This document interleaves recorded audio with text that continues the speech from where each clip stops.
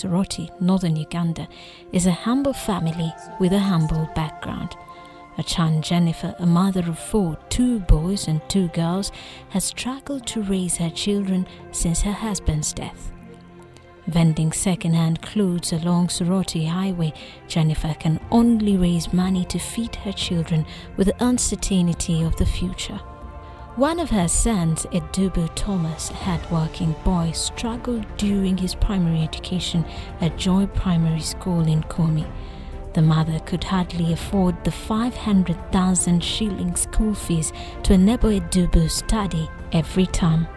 At the mercy of the school's administration, Ndejje managed to sit his primary leaving examinations. But the question was, how would his secondary level education be sustained? I studied in Joy Christian Primary and Nursery School for 3 years, and after my P7 I performed well. I got aggregate 5 and I went to SMAC.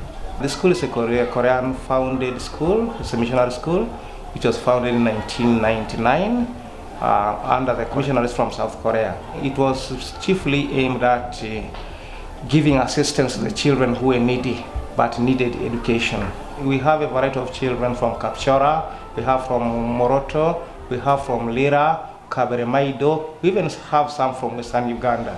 We have so far registered in candidates sitting for PLOE 15 times from 2005, 13 or 14 times I believe, around that, and they have always tried, surely their aptness. My dad was happy, but he wasn't having enough money to take me to school.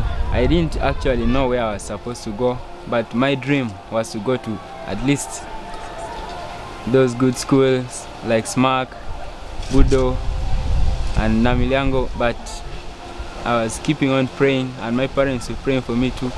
Ndejje Thomas, one of the children who studied in this school right from P1, and he completed P7 in 2015. He had some challenges with the fees, but he was a child who had the ability and the capability to perform better. A drive to solicit for funds for his secondary education started, as well as a search for schools that offer bursaries. Ndejje's dream is to become a medical doctor, but right then it hung in balance. I think my prayer came true.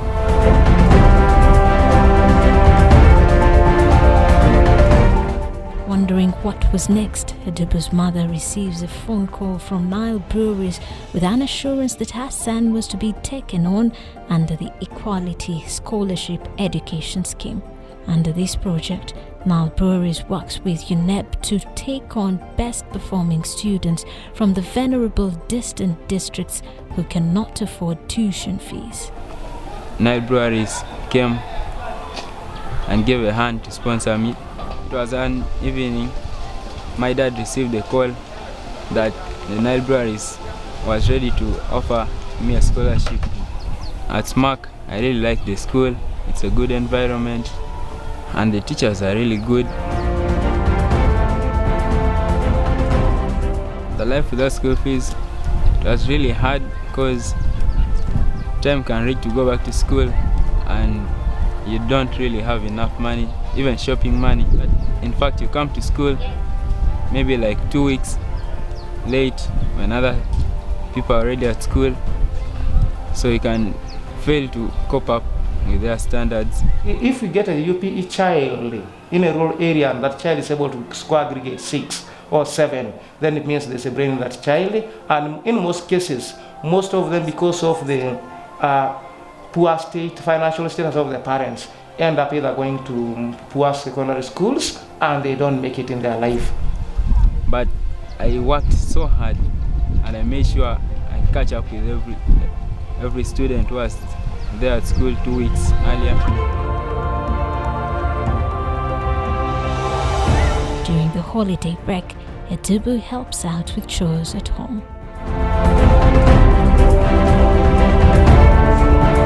He later in the evening joins the mother vending clothes along Soroti Kampala Highway.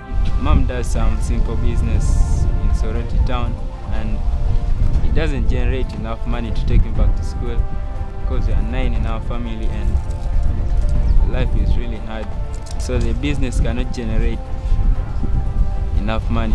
At least for us on our side it's fair because they can afford our shopping money, but for other sisters of ours the money is not yet enough. In such a way, Nile Breweries has helped, I'm sure, not only this boy, but throughout the whole of Teso and other parts of the country. Nile Breweries has helped some children to, who were financially handicapped to continue with education, and it is a very good give back to the community, because I believe the raw materials used by Nile Breweries come from within the country, and therefore once the Nile Breweries perform such an activity, it's a very good give back to the community, especially to the needy children, and I believe it's a sign of belongingness to Uganda as such. They produce from Uganda, give back to Ugandans.